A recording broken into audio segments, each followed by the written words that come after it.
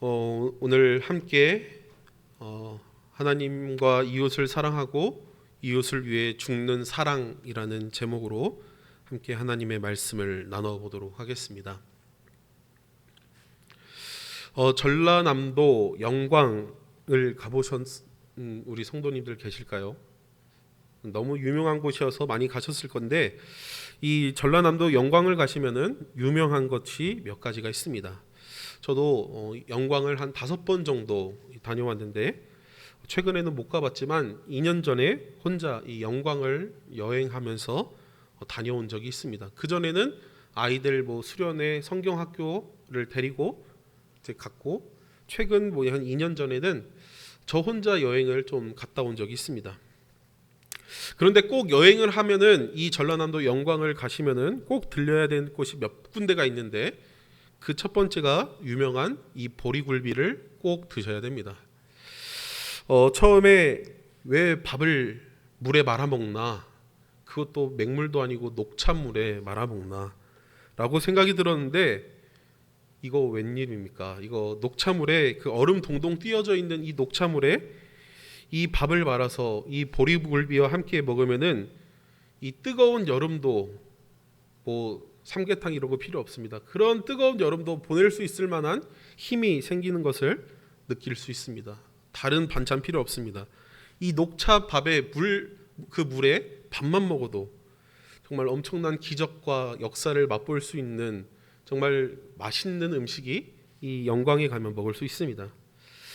또 제가 이 보리굴비 많이 이 영광 말고도 많이 먹어봤는데, 역시 보리굴비는 영광에 가서 먹어야 참 맛있는 것을 느낄 수 있다는 결론을 제가 내렸습니다. 또 이 영광에 가면은 또 유명한 것이 무엇이냐면은 이 천일염, 소금이 유명합니다.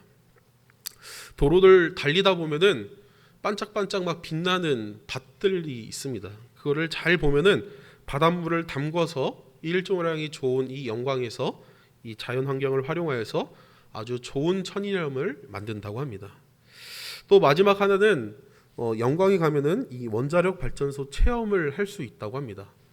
저는 시간이 맞지 않아서 5번이나 갔는데 이 원자력 발전소 안에 이 내부 관광을 못 해봤는데, 또 이 풍력 발전소, 이 도로를 돌다 보면은 풍력 발전소를 가깝게 볼 수 있는 동네가 이 영광이라는 곳입니다. 기가 막힌 자연 경관과 그렇지만 이 발전소들을 구경할 수 있는, 또 체험도 할 수 있고, 또 이 아쿠아리움을 또 무료로 관광할 수 있는 아주 좋은 도시가 이 영광이라는 도시입니다. 딱 이 영광을 여행하면은 사람들은 딱 이 정도만 여행을 하고 근처에 있는 천일염 가게에 가서 천일염을 한 포대 사고 또 목포나 다른 이 전라남도의 좋은 도시로 떠나게 됩니다. 제가 이 영광에 대해서 왜 굳이 이렇게 이야기하나라고 이야기하냐면은, 저도 이 영광에 이 5번이나 간 이유가 사실은 앞에서 말한 이 보리굴비와 천일염을 사러 간 것이 아니라 이 야월교회와 염산교회를 두 교회를 다녀오기 위해서 제가 이 영광에 갔었습니다. 야월교회는 앞에도 적혀 있듯이 그 통합 측 교단 야월교회와 염산교회 합동 측 교단, 이 두 교회가 아주 유명한 교회입니다. 크기가 크고 아름다워서 아름답게 한 교회인데, 그래서 유명한 교회가 아니고 사실 이 순교자 기념교회가 있는 교회가 이 두 교회이기 때문에 아주 영광에서 유명합니다. 그 중에서 저는 저희 교단인 이 야월교회를 좀 중심으로 여러 번 이 수련회도 갔다 오고, 아이들을 데리고 수련회도 갔다 오고, 또 저 혼자 그냥 차를 타고 가서 다녀온 기억들이 있습니다. 이 야월교회라는 곳은 우리가 저번 주에도 제가 수요회 때 말씀드린 이 남장로교회 선교사인 유진벨 선교사가 당시에는 이 야월도라고 하는 이 섬이었다고 합니다. 영광이. 그런데 여러 간척 사업과 여러 사업들을 통하여서 지금은 아주 도로가 잘 나 있는 그런 육지가 되었는데, 당시 이 유진벨 선교사님이 목포 선교부에서 이 야월도라는 이 섬에 이 야월교회를 설립하였습니다. 지금 가보시면은 여기가 정말 섬이었나라고 생각할 정도로 정말 동네도 잘 갖춰져 있고 정말 좋은 도시가 이 영광이라는 도시입니다. 그런데 왜 이 야월교회에 또 이 합동측 교회, 이 염산교회에 제가 왜 자주 다녀왔냐면은 이곳에 아까 전에도 말씀드렸듯이 특별한 은혜가 있기 때문에 제가 정말 힘든 일이 있으면은 지금은 서울에 있어서 좀 가기 힘들지만 제가 학교를 다닐 때 이 광주에 있을 때는 뭐 차로 한 50분, 1시간 정도면은 이 야월교회까지 갈 수 있어서 한 번씩 다녀왔습니다. 이 두 교회에서 준 하나님의 큰 은혜가 무엇이냐면은 6.25 한국 전쟁에 순교한 교인들을 거기에서 함께 살펴보고 우리의 신앙을 점검할 수 있는 아주 좋은 기회들이 이 교회를 통해서 계속해서 이야기하고 있기 때문에 정말 아주 비극적인 이야기지만 정말 가면은 은혜가 넘치는 교회가 이 두 교회입니다. 영광에서 6.25 전쟁 당시에 이 한국 전쟁 당시에 194명의 기독교인들이 목숨을 잃었습니다. 그 대부분의 이 야월교회 또 염산교회 성도들이 대부분 이 194명에 들어가 있습니다. 6.25 전쟁, 이 한국 전쟁 당시 염산교회는 77명의 교인이 순교하였습니다. 우리나라 최고 많이 한 번에 순교한 교회가 이 염산교회 77명입니다. 뭐 화성의 제암리 대학살 사건이라고 우리가 이야기하는 그 사건은 우리가 순교하면은 제일 많이 이야기하는 사건입니다. 대학살이라고 해서 이때도 6.25 전쟁 때 이 북한 군인들이 기독교인과 천교도인들을 교회에 다 불러 모아서 29명을 사살한 사건이 이 제암리 화성 제암리 대학살 사건이라고 선교사들은 이야기합니다. 뭐 역시 뭐 대학살이라고 해서 29명 정말 많이 학살된 건데 사실 이 제암리 사건도 너무나도 많은 순교가 일어났지만 영광에서는 기독교인만 77명의 교인들이 순교하였습니다. 그리고 이 야월교회라는 곳은 이 염산교회 77명보다는 조금 작은 숫자이지만 제가 더 마음이 가는 것은 65명 전 교인이 다 순교한 세계적으로 아주 드문 교회가 이 야월교회입니다. 전 교인이 다 순교한 사실 이러한 교회는 거의 세상에서도 세계에서 찾아보기 어렵습니다. 어린 아이들을부터 청장년에 이르기까지 전 교인 65명이 모두 순교한 이 야월교회를 가면은 원로 장로님 한 분이 항상 기쁘게 맞아주십니다. 항상 교회를 돌보시고 방문자들에게 오면은 설명을 쭉 해주시는데 그 장로님한테 언제나 한번 물어봤습니다. 장로님은 어떻게 이렇게 잘 아시냐고. 근데 그 장로님이 그런 얘기를 하시더라고요. 내가 그 순교를 목격했던 사람 중 한 명이다라고 이야기하셨습니다.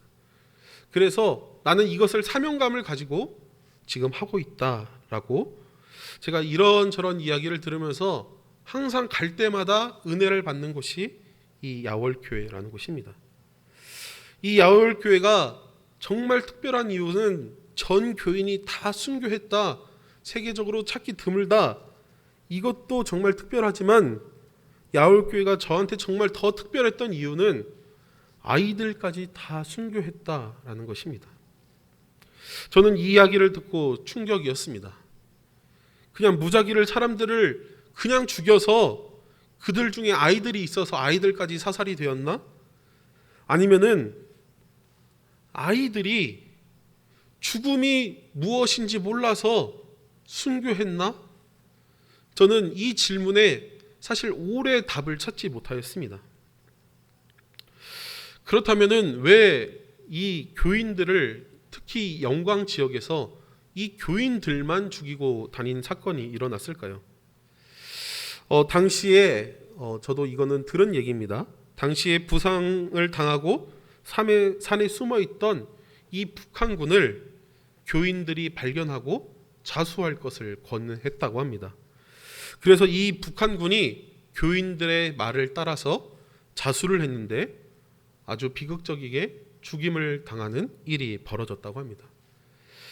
앞뒤 내용이 조금씩 제가 부족하였지만 그래서 이 북한군들이 이 교인들 때문에 우리 군인이 죽었다라는 그 사실을 알고 난 후에 이 교인들의 집을 불태우고 교회를 박해하고 약 2달에 걸쳐서 194명의 기독교인들을 사살한 사건이 일어났다고 합니다. 북한군이 모든 사람들을 다 죽이고 다닌 것은 아니었다고 합니다. 교인을 중심으로 교회를 중심으로 학살을 했는데 어떻게 이 사람이 성도인지 교인인지 어떻게 알까요? 그거는 아주 쉬운 방법이 있다고 합니다. 주일날 교회를 가는지 살펴보거나 아니면 두 번째는 너 교인이냐고 물어보는 방법이 있다고 합니다. 정말 생각보다 간단한 방법인데요. 만약 예수님을 부인하거나 내가 교인이 아니라고 이야기하면은 살려주는 일들도 있었다고 합니다. 그렇다면은 왜 교인이 아니라고 그냥 이야기하면 되는데 왜 77명이 죽고 65명 전 교인이 다 죽는 어떻게 이런 비극적인 일이 일어났을까요? 교인들은 몽둥이질 당하고 구덩이에 산채로 매장당하여 죽었다는 기록들이 있습니다. 이 끔찍한 학살은 2달에 걸쳐 일어났으며 영광 앞바다에 무거운 돌에 손과 발을 묶여서 산채로 던져지는 일들이 실제로 일어났다고 합니다. 이러한 일들이 소문을 퍼지고 이 영광의 전체에 퍼지게 되었습니다. 이 가운데에 아까 전에도 말씀드렸듯이 배교하면 됩니다. 나는 예수를 믿지 않는다 라고 이야기하고 그냥 몇 달 정도 좀 잠잠해질 때 동안 교회를 안 나가면 살 수 있었는데 이들은 그렇지 않았다라는 것입니다. 함께 모여서 예배를 드렸고 총을 겨누고 너 이름이 뭐냐? 라고 신문하면은 저는 그리스도인입니다 라고 이야기했다고 합니다. 이게 말이 됩니까? 예수 그리스도를 믿습니다. 너 이름이 뭐야? 하면은 저 강성대입니다 라고 얘기해야 되는데 저는 그리스도인입니다 라고 이야기했다라는 것입니다. 주위에 교인들이 죽어가는 모습을 보면서도 나는 그리스도인입니다 라고 고백했다라는 것입니다. 당시 이 상황에 대해서 아주 잔인한 기록들과 증인들이 있는데 이 기독교 청년들에게 너희 부모님을 이 총으로 죽이면은 너를 살려주겠다 라는 아주 잔인하게 이 기독교인들을 괴롭히고 배교를 요구하고 이 잔인하게 기독교인들을 죽였다고 합니다. 이러한 자세한 잔인한 이야기들은 오늘 사실 자세하게 할 이야기는 아닌데 그 의미를 좀 잘 생각해 보았으면 좋겠습니다. 그런데 어른들만 그런 것이 아니라 아이들까지도 나는 그리스도인입니다. 나는 예수님을 믿습니다. 라고 고백했다라는 것입니다. 그러한 고백들은 전 교인이 다 순교하는 귀한 역사가 비극적이지만 그 영광이 우리 한국 땅 위에 이루어졌다고 합니다. 당시 이 순교자들이 순교하는 모습을 본 사람들의 증언들은 이 합동 측 이 염산교회에 영상으로 자료가 남아 있는데 저작권 문제로 오늘 좀 틀어드릴 수는 없고 이 순교의 장면을 목격한 이 증인들이 그때 이 교인들이 순교한 모습들을 보면서 어떻게 증언하며 이야기하냐면은 그들은 죽음을 두려워하지 않았다. 자신의 부모를 죽이고 자신에게 총까지 겨누고 잔인하게 죽이는 그들을 용서하고 그들에게 사랑을 나누었다 라고 이야기합니다. 놀랍지 않습니까? 이거 말이 안 되죠. 당시 이 증언에 따르면은 북한군들을 향해 자신을 또 형제와 가족을 죽인 그 살인자에게 선생님도 예수님 믿으세요 라고 복음을 전했다고 합니다. 그리고 오늘 갑자기 바꾼 이 493장 하늘 가는 밝은 길에 갑자기 제가 바꾼 이유가 자료를 찾아보다 보니까 성도들이 함께 죽음을 기다리면서 이 찬양을 부르며 함께 눈물로 서로 용서하고 화해하고 앞에 군인들을 용서하고 화해하고 순교를 당했다라는 기록들을 보았습니다. 이거 말도 안 되는 사건이 우리 한국 땅에서 일어난 것입니다. 어떻게 나를 죽이려고 하는 그 사람에게 예수님 믿으세요? 용서하겠습니다 라는 이야기를 할 수 있을까요? 우리가 이 순교에 대해서 조금 살펴보고 생각해 보았으면 좋겠는데, 순교는 총 3가지 유형으로 나눌 수 있습니다. 제가 다녔던 이 호남신학대학교에 이 순교 정치의 순교학이라는 이 전공을 하신 저희 우리 최상도 교수님 있는데, 최상도 교수님께서 쓰신 논문을 정리하여서 이 3가지의 순교의 유형을 좀 살펴보려고 합니다. 먼저 어휘로 이 순교를 살펴보면은 죽음에 이르게 하는 그리스도인의 진리의 증언, 혹은 그리스도의 진리의 증언으로 초래된 죽음, 복음을 전하기 위해서 증언하다가 죽음에 이르게 하는 그것이 어휘적으로 순교다라는 것입니다. 어휘적인 순교는 이러한 의미를 갖고 있고, 기능적인 순교입니다. 극도의 적대 상황에서 권세자들, 여기서 말하는 권세자들은 보통은 이방인 권세자들을 이야기합니다. 이 이방인 권세자들, 나를 괴롭히고 박해하는 이 이방인 권세자들의 요구에 따라서 폭력적 죽음을 선택한 사람을 우리는 기능적 순교라고 합니다. 우리의 공동체, 가족이 아닌 대체적으로 외부의 요인으로 인하여서 폭력적으로 요구를 따르지 않고 불복종하여서 폭력적으로 죽음을 선택하는 자를 이야기하는 것입니다. 마지막 3번째 의미는 해석 의미론적 정의를 이 순교로 바라볼 수 있다는 것입니다. 그리스도를 본받음에 따라서 타자를 위한 자기 희생적 사랑과 화해의 사역을 담당하다가 죽임을 당한 자. 너무 어려운 말로 계속해서 이야기하여서 좀 머리가 아프실 것 같은데, 저도 사실은 이거를 다 이해하고 말씀드리진 않고 교수님 논문에 이렇게 쓰여 있다라는 것입니다. 어휘로적 기능, 의미를 찾는 이 순교적 의미는, 이 어휘와 기능으로 말하는 이 순교는 주된 것은 죽음의 원인을 찾는 것입니다. 왜 죽었나를 이 초점에 두고 있다라는 것입니다. 어휘는 어떤 거에 초점을 두고 있나요? 진리를 전하기 위해 죽었다라는 것에 초점을 두고 있고, 기능적인 것은 이방인 권세자들에게 굴복하지 않기 위해서 순교하였다라는 이 죽음의 원인에서 이것을 찾고 있습니다. 그리고 마지막에 우리가 본 이 해석 의미론적 정의는, 마지막에 이야기한 이야기는 죽음의 의미를 찾는 데에 더욱더 초점을 두고 있다라는 것입니다. 우리가 스데반의 이야기를 지금부터 함께 살펴볼 건데, 스데반의 이야기를 우리가 살펴보면서 이 3가지의 순교의 기능들이 나타납니다. 그것들을 좀 잘 기억하여서 이 스데반의 이야기를 보면은 더욱더 폭넓게 이 순교의 의미를 가질 수 있을 것 같습니다.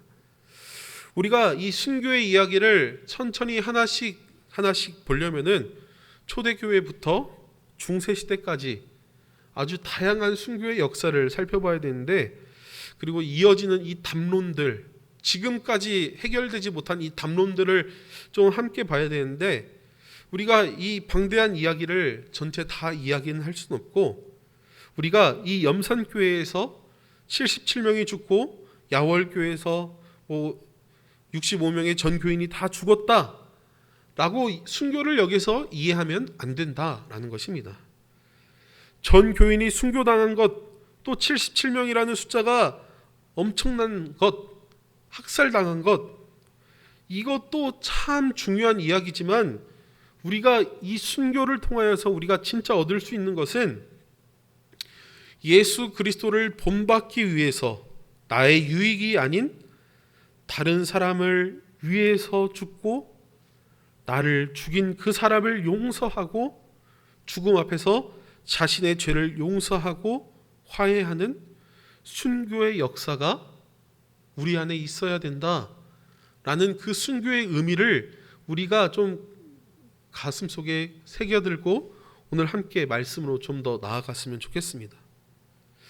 순교하면은 신앙을 지키다가 죽는 사람 정도로 이해하면은 안 된다라는 것입니다. 오늘의 말씀의 좀 제목처럼 하나님과 이웃을 사랑하고 이웃을 위해 죽는 사랑, 이것이 진짜 순교가 가지고 있는 의미가 여기 안에 숨어 있다라는 것입니다. 우리가 함께 읽은 말씀, 사도행전 7장 말씀은 스데반 집사의 순교의 이야기입니다. 성령 충만한 스데반 집사가 설교를 하고 죽는 이 순교의 장면이 나옵니다. 오늘 본문 앞에 말씀을 살펴보면은 이 7 집사 중 하나인 이 스데반이 성전과 모세의 율법을 모욕하였다는 죄목으로 고발당하는 일이 일어납니다. 6장 11절 말씀을 보면은 스데반을 고발한 사람들이 동시에 6장 14절 말씀을 보면은 예수님도 고발하는 장면을 볼 수 있는데 우리 14절 말씀도 우리 6장 14절 말씀 좀 함께 보았으면 좋겠습니다. 사도행전 6장 14절의 말씀입니다. 좀 함께 읽어보도록 하겠습니다. 그의 말에 이 나사렛 예수가 이곳을 헐고 또 모세가 우리에게 전하여 준 규례를 고치겠다 함을 우리가 들었노라 하거늘. 이러한 고발을 당한 이유는 사실은 큰 이유가 없습니다. 사두개인과 바리새인들의 지지를 얻기 위해서 스데반 집사가 십자가에 달려 죽으신 예수와 같이 성전을 모욕하고 모세의 율법을 모독했다라는 말을 하여서 고발한 것입니다. 그냥 이 지지를 얻기 위해서 이 스데반 집사 한 명을 골라서 고발하였다는 것입니다. 그리고 이 스데반 집사는 아무 영문도 모른 채 공의의 앞에 세워지게 됩니다. 우리 7장 1절 말씀, 사도행전 7장 1절 말씀을 함께 읽어보도록 하겠습니다. 대제사장이 이르되 이것이 사실이냐? 라고 물어보면서 스데반을 신문하기 시작합니다. 그러자 스데반의 설교가 이어지게 됩니다. 공의 앞에서 아주 긴 설교를 이 7장 1절부터 53절까지 쭉 이어서 이 긴 설교를 하게 됩니다. 스데반은 자신의 설교에서 하나님이 이스라엘 백성을 인도하여 내신 역사들을 쭉 나열하게 됩니다. 1절부터 53절까지 그 하나님의 인도하시는 역사를 쭉 나열하는데 그 인도하시는 역사의 내용이 무엇이냐면은 이 성전 건축에 대해서 성전 건축 이전의 역사들을 이야기하고 있습니다. 그리고 설교 마지막 부분에 성전에 관한 이야기를 하는데 우리 7장 48절 말씀, 우리 7장 48절의 말씀도 함께 읽어보도록 하겠습니다. 48절의 말씀입니다. 그러나 지극히 높으신 이는 손으로 지은 아니하시나니 선지자가 말한 바. 아멘. 하나님은 사람의 손으로 지으신 집이 필요하시지 않다라고 이 구약의 말을 인용하여서 스데반이 이야기한 것입니다. 스데반의 이러한 설교는 공의회와 그를 고발한 사람들을 설득하기 위해서 이 이야기를 하지 않았고 그들이 이 말을 듣고 더욱더 화가 나는 결과를 가져오게 되었습니다. 화가 난 이 공유회는 스데반을 성 밖으로 끌고 가서 돌로 쳐 죽여라고 명령합니다. 그들이 화가 난 이유가 무엇일까요? 오늘 본문 말씀 54절 말씀 우리 함께 읽어보도록 하겠습니다. 54절입니다. 그들이 이 말을 듣고 마음에 찔려 그를 향하여 이를 갈거늘.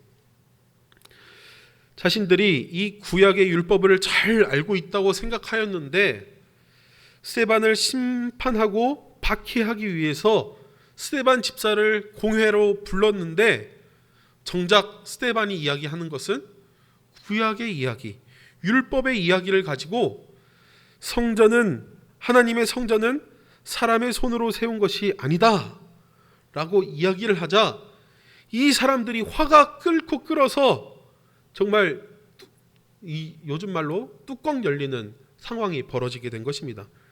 내가 쟤보다 더 많이 안다고 생각했는데 저 사람이 그거에 더 높은 차원의 단계로 이야기를 하자 이 공회 사람들이 열이 받기 시작한 것입니다. 그래서 58절 스데반은 성 밖으로 끌려나가 돌로 쳐맞아 순교하게 됩니다.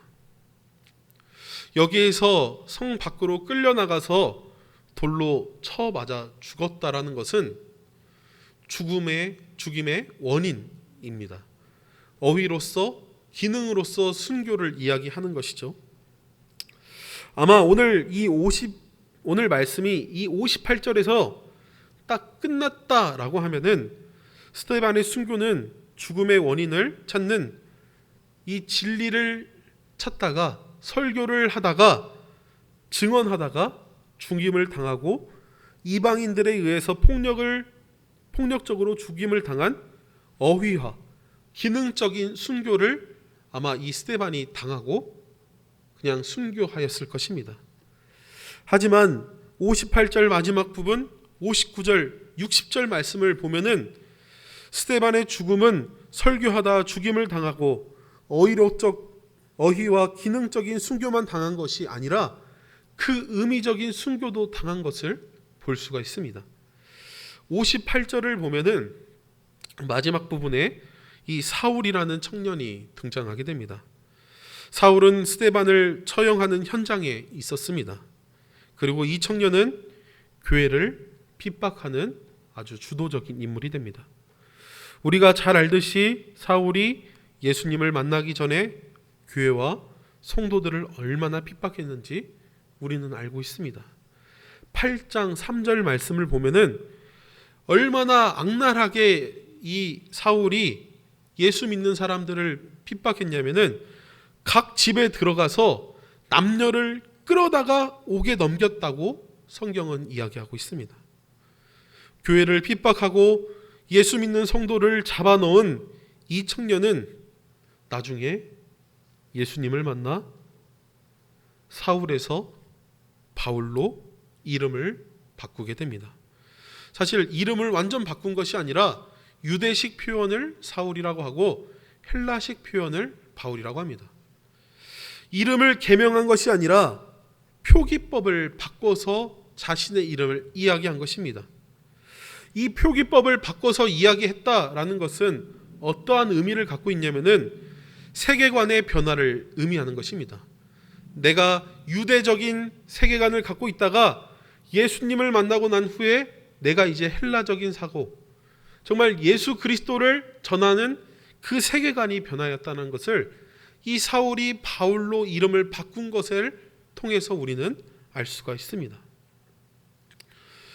사울이 바울로 이 세계관을 바꾼 이유가 어디 있을까요?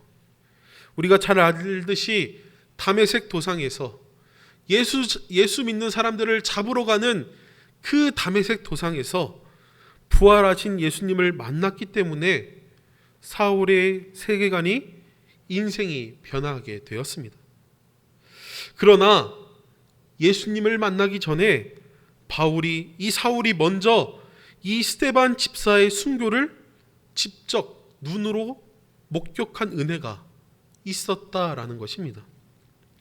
이러한 은혜는 그저 스데반 집사의 죽음으로 온 것이 아닙니다. 죽음을 맞이하는 이 스데반 집사의 모습에서 그 모습을 찾아볼 수가 있습니다. 우리 59절 말씀도 좀 함께 읽으면 좋겠는데요. 59절 말씀입니다. 그들이 돌로 스데반을 치니 스데반이 부르짖어 이르되 주 예수여 내 영혼을 받으시옵소서 하고, 스데반이 돌을 맞으며 맺힌 이야기가 살려주세요, 잘못했어요가 아니라 주 예수여 내 영혼을 받으시옵소서 라고 이야기했다는 것입니다. 우리가 이 야월교회 이야기를 앞에서 말씀드리면서 이름이 무엇이냐고 물어봤더니 나는 그리스도인입니다 라고 이야기한 것처럼, 정말 성령 충만한 사람은 죽음 앞에서 당당할 수 있구나 라는 것을 이 사울이 눈으로 목격했다라는 것입니다. 그것이 박해 중에 그 모습을 보았다고 할지라도 예수 믿는 사람은 이렇다라는 것을 사울이 눈으로 직접 목격했다라는 것입니다. 우리가 새벽마다 이 베드로 전서, 지금은 이제 오늘부터 베드로 후서 말씀을 함께 묵상하고 있는데, 죽음을 당당하게 인내할 수 있는 이유가 이 베드로 전서, 베드로 후서의 말씀을 보면은 이야기하고 있습니다. 베드로가 박해받고 순교한 성도들에게 이렇게 권면합니다. 박해를 받아도 인내할 수 있는 이유는 우리는 예수 그리스도 때문이다. 우리가 고난을 기뻐할 수 있는 이유도 예수 그리스도이고 하나님의 은혜를 받은 자이기 때문이다.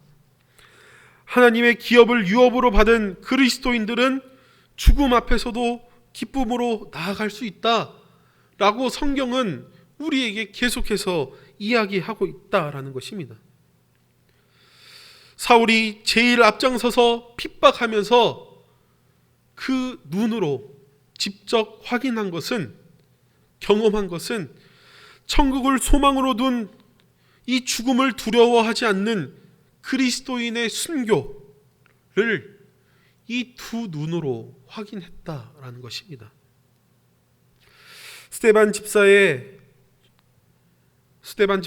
60절에서 이렇게 자신의 마지막 말을 남기고 순교를 당합니다. 우리 60절 말씀도 함께 좀 읽어보도록 하겠습니다. 무릎을 꿇고 크게 불러 이르되 주여 이 죄를 그들에게 돌리지 마옵소서, 이 말을 하고 자니라. 60절에서 말하는 무릎을 꿇고, 이러한 자세는 돌을 맞고 있는 사람의 자세가 아닙니다. 생각해 보십시오. 돌을 죽으라고 던진 이 사람들 앞에서 무릎을 절대 꿇을 수 없습니다. 그런데 무릎을 꿇고 이렇게 외칩니다. 주여 이 죄를 그들에게 돌리지 마옵소서. 그리고 그 자리에서 순교를 당합니다. 이 스데반의 순교를 통하여서 우리가 기존에 알고 있는 이 순교의 개념이 완전 달라지는 것을 알 수가 있습니다. 신앙을 지키기 위해서 나를 죽여주세요라고 하는 것이 순교가 아니라는 것입니다. 이웃을 사랑하고 그 안에서 용서와 화해가 있는 하나님의 사랑과 이웃 사랑이 그 안에 녹아져 있어야 그것이 진정한 의미에서 순교이다 라고 하는 것입니다. 분명 나의 영광을 위해서 목숨을 버리고 순교라고 이야기하는 사람들도 아마도 있었을 것입니다. 그러나 스데반 집사의 순교를 통해서 우리가 알아야 될 것은 죽음만이 순교가 아니라는 것입니다. 사울을 바울로 세계관을 변화시킬 이 사랑이 순교 가운데 있었다라는 것입니다. 또 나의 영혼을 받아달라고 하는 하나님께 요청하는 이 신앙이, 철저한 신앙이, 성령 충만함이 이 순교 가운데 있었다라는 것입니다. 또 나를 죽인 사람들까지 용서하고 화해하는 이웃 사랑이 이 스데반의 순교를 통해서 우리가 살펴볼 수가 있었다라는 것입니다. 한국도 이 6.25 전쟁 이후에 또 여러 전쟁 이후에 사실은 이 순교자가 없다고 이야기할 정도로 이 순교의 의미가 사실은 희미해지고 있습니다. 아직도 이 가톨릭은 성인들을 이야기하면서 순교자가 예수님의 반열에 또 그 근처에 오른 성인이라고 이야기하면서 사실 이 순교자를 추수하고 순교자를 삼는 것을 하는 일들을 아직도 이 가톨릭들은 열심히 하고 있습니다. 그러나 이것은 사실 복잡하고 어려운 일들입니다. 그러나 우리가 순교자를 발견하고 그들을 살펴보고 그들의 신앙을 한번 우리가 나누고 하는 것에 우리가 집중하기보다는 우리가 비록 이 신앙의 자유가 있는 이 21세기에 죽음으로 순교를 하지 못하더라도 우리가 이 순교자적인 삶을 살아가는 믿음이 있어야 된다라는 것입니다.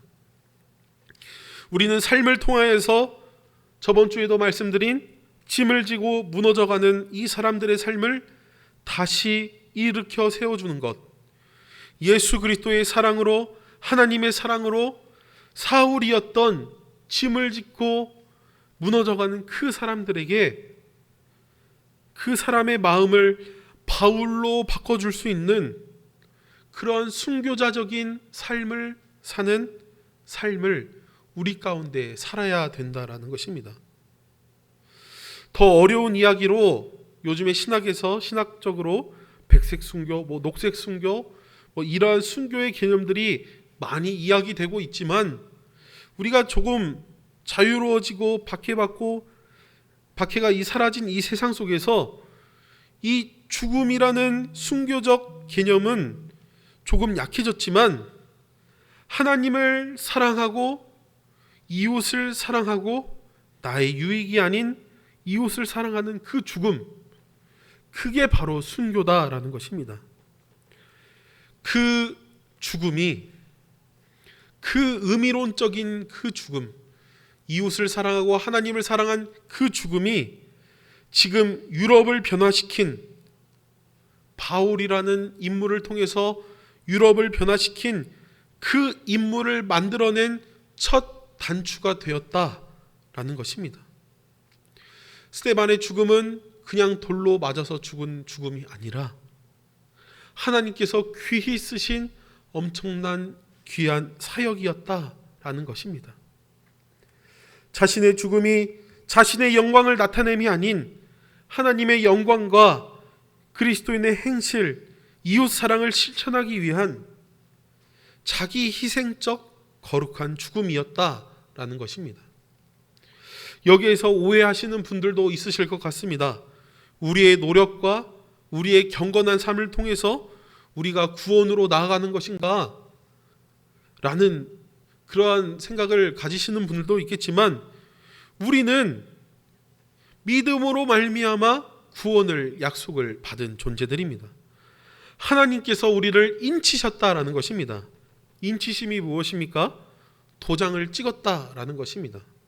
너는 내 것이다, 너는 나의 자녀다 라고 하나님께서 우리들을 부르셨다라는 것입니다. 죄인인 우리는 예수 그리스도라고 고백할 수 없는 존재지만 예수 그리스도라고 고백할 수 있는 은혜를 힘입어서 우리는 믿음으로 고백하면은 우리는 구원을 약속받은 은혜를 입었다라는 것입니다. 우리의 잘남과 우리의 힘으로 구원이 이루어진 것이 아니라 하나님의 전적인 은혜로 우리는 구원을 얻었습니다. 하지만 구원받은 성도들의 삶은 이전과 같은 삶을 살면 안 된다라는 것입니다. 그렇다고 이전과 같이 산다고 해서 우리의 구원에 또 우리의 믿음에 큰 영향은 끼치지 않습니다.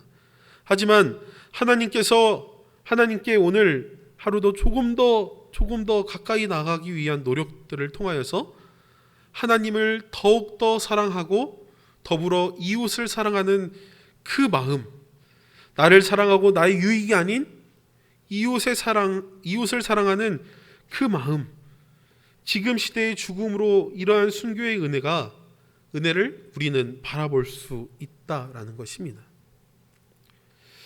이러한 순교자적인 삶을 살아가는 우리 모두가 되기를 소망합니다. 그래서 우리의 삶을 통하여서 하나님의 영광을 바라고 우리의 삶을 통하여서 한 사람의 영혼이, 한 사람의 이 세계관이 변화되는 역사가 우리의 이 작은 이 삶을 통하여서 그러한 은혜가 우리 가운데 있기를 소망합니다. 오늘 말씀을 생각하며 4가지 기도의 제목을 가지고 함께 기도로 나아가면 좋겠습니다. 첫 번째 기도의 제목입니다. 첫 번째 기도의 제목은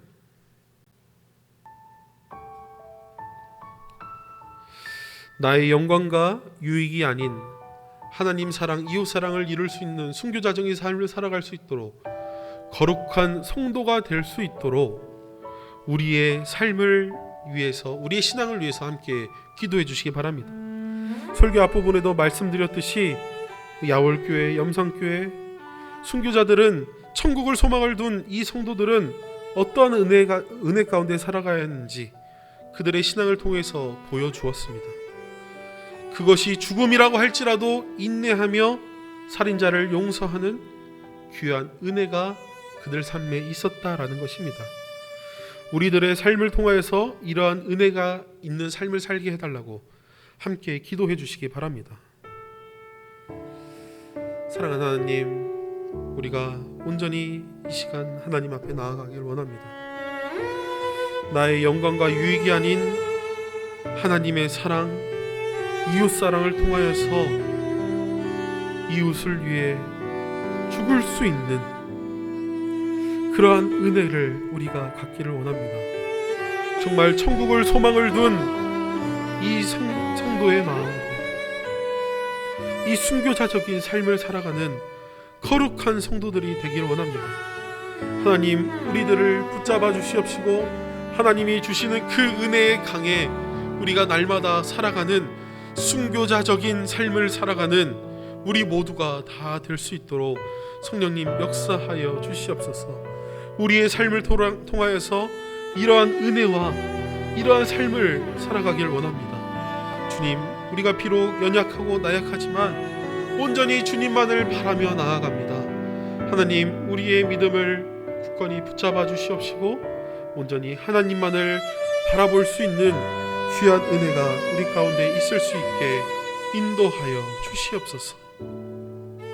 주님, 언제나 우리와 함께하여 주시옵소서.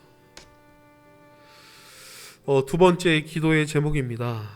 카페 아크가 개관한 지 이제 한 달 정도의 시간이 지났습니다. 이제는 하드웨어적으로 어느 정도 갖춰졌고, 이제는 저 공간을 통하여서 여러 교육과 또 여러 사역들, 또 전도들이 일어나는 귀한 은혜가 있기를 위해서 함께 기도해 주시기 바랍니다.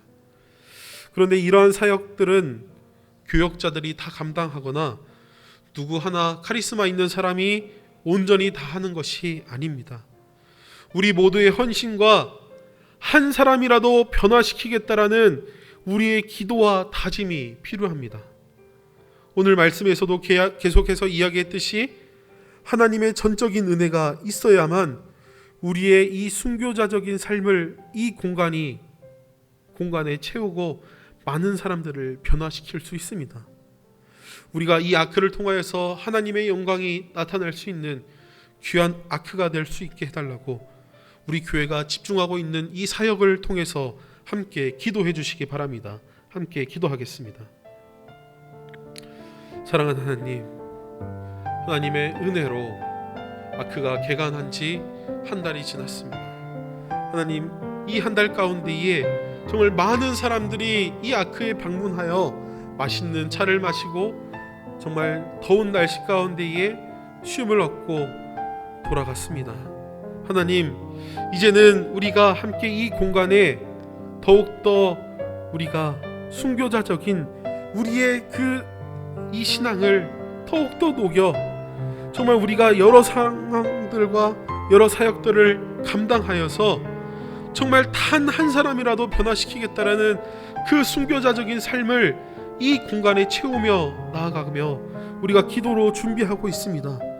하나님의 전적인 은혜와 하나님의 돌보심이 필요합니다. 하나님, 우리 교회를 사랑하여 주시옵시고 또 이 아크 사역을 통하여서 하나님 정말 우리가 계획한 것보다 더 놀라운 것들로 하나님의 역사하심을 보여주시기를 원합니다. 하나님의 영광이 이 아크를 통해서 또 우리 교회가 감당하고 있는 또 여러 가지 사역들을 통하여서 그 은혜를 우리가 맛보기를 원합니다. 하나님, 우리 교회를 축복하여 주시옵시고 우리 교회가 기도로 준비하고 있는 아크를 비롯한 많은 사역들을 통하여서 하나님의 영광을 바라보며 정말 귀한 순교자적인 삶을 살아갈 수 있는 우리 화곡중앙교회가 될 수 있도록 하나님께서 역사하여 주시옵시고 인도하여 주시옵소서. 하나님, 온전히 하나님께 의지하며 나아갑니다.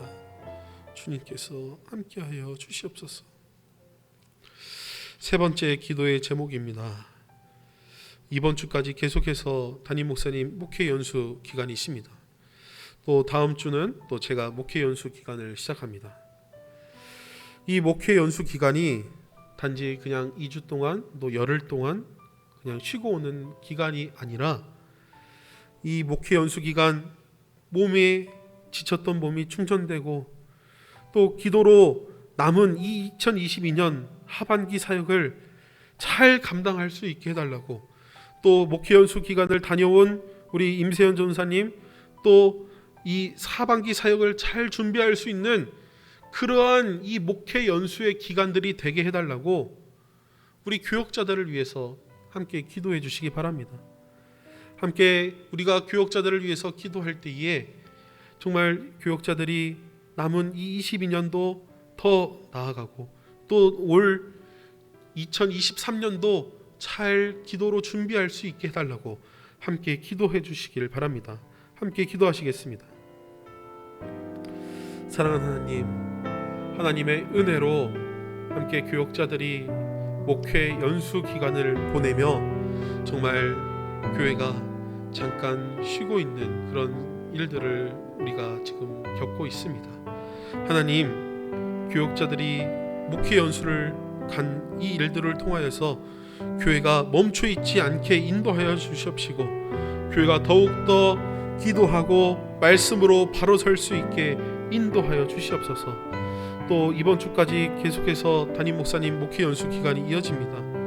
하나님, 이 목회 연수 기간 지쳤던 우리 교역자들, 또 여름 사역으로 인하여서 지쳤던 그 마음들이 충전되고 위로받고 다시 한번 더 새로운 사역들을 위해서 집중하며 나아갈 수 있는 귀한 시간이 될 수 있게 성령님께서 인도하여 주시옵시고, 또 기도로 준비하는 2022년의 남은 하반기 사역과 또 2023년도 내년 사역들을 계획하며 이 목회 연수 기간을 보낼 때에 하나님께서 놀라운 복들로 채워주시옵시고 이 기간 하나님 교회가 순적하게 은혜롭게 이 기간을 잘 보내어서 더욱더 하나님 앞에 바로 설 수 있는 귀한 은혜가 우리 교회 가운데 또 우리 목회자들 가운데에 있을 수 있도록 하나님께서 인도하여 주시옵시고 역사하여 주시옵소서. 주님께 모든 것을 의탁하며 나아갑니다. 주님께서 붙잡아 주시고 인도하여 주시옵소서. 마지막 네 번째 기도의 제목입니다. 우리가 계속해서 반복적으로 기도하고 있는 기도의 제목입니다. 우리 기도의 개인적인 기도의 제목을 가지고 함께 기도해 주시기 바랍니다. 또 교회 어르신들, 또 노안으로 고생하신 어르신들, 또 환자들, 이 건강 회복을 위해서 함께 기도해 주시기 바랍니다. 또 코로나 재유행으로 우리 많은 이들이 어려움을 겪고 있습니다.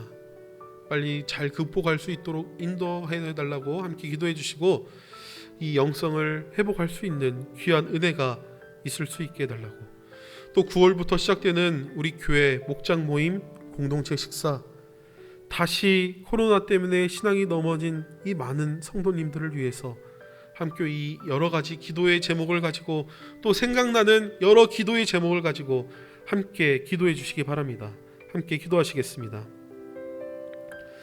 사랑하는 하나님, 우리의 작은 기도의 제목을 가지고 시간 하나님 앞에 나아갑니다. 하나님, 우리의 기도의 제목을 들어주시옵시고 우리가 온전히 하나님 앞에 정말 신음하며 나아가는 그 기도의 소리 하나님께서 들어주시옵시고 그 뜻이 하나님의 뜻임을 우리가 바로 알게 하여 주시옵시고 그 기도를 통하여서 하나님이 주신 참 평안을 우리가 누리며 나아갈 수 있게 인도하여 주시옵소서. 우리 교회에 정말 노안으로 고생하시는 어르신들 많이 있습니다. 하나님, 예배의 자리에 나오고 싶어도 정말 마음의 불편함 때문에 또 사람과의 그 관계 때문에 정말 그 찢어진 마음 때문에 예배 자리에 나오지 못하는 우리 사랑하는 성도님들도 계십니다. 하나님, 그들의 마음을 위로하여 주십시오. 하나님, 그들에게 정말 회복의 마음을 주셔서 인도해 주십시오. 또 9월부터 시작되는 목장 모임과 공동체 식사, 또 다시 시작되는 이 코로나의 유행들을 하나님께서 해결해 주시옵시고 선한 능력으로 하나님의 좋은 방법으로 이 코로나의 유행 하나님께서 해결해 주시옵시고 빠른 시일 내에 모여서 함께 예배할 수 있는 그 은혜가 우리 공동체 가운데 있을 수 있도록 성령님께서 함께하여 주시옵소서. 사랑하는 하나님, 오늘 이 스데반 집사의 순교의 이야기를 통하여서 우리의 신앙을 다시 한번 돌아보며 점검하며 나아갑니다. 하나님의 은혜로 구원을 약속받은 우리가 경건한 생활을 통하여서 우리의 이웃이 하나님의 영광을 볼 수 있게 인도하여 주시옵시고 이웃을 더욱더 사랑할 수 있는 순교자적인 삶을 살아갈 수 있도록 성령님께서 언제나 역사하여 주시옵시고 우리의 삶을 붙잡아 주시옵소서. 오늘도 주님께 모든 걸 맡기오며 사랑이 많으신 예수님의 이름으로 기도합니다.